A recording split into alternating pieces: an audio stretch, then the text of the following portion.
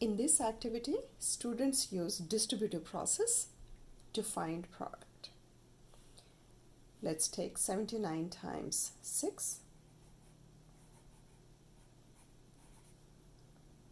Distributive process is where I expand 79 into tens and ones and then show the multiplication.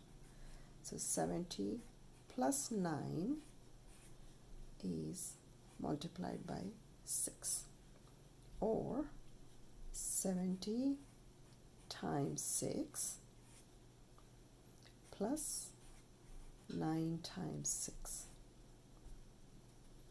The same thing, if I write it here, it's 79 and times 6. 6 times 7 is 42, and then I bring this 0 here, 420. 9 times 6 is 54.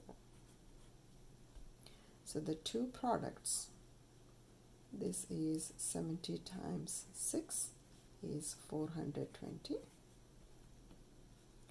and 9 times 6 is 54.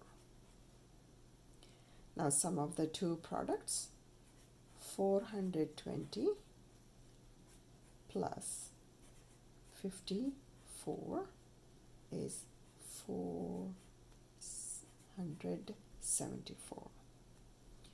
The product of 79 and 6 is 474.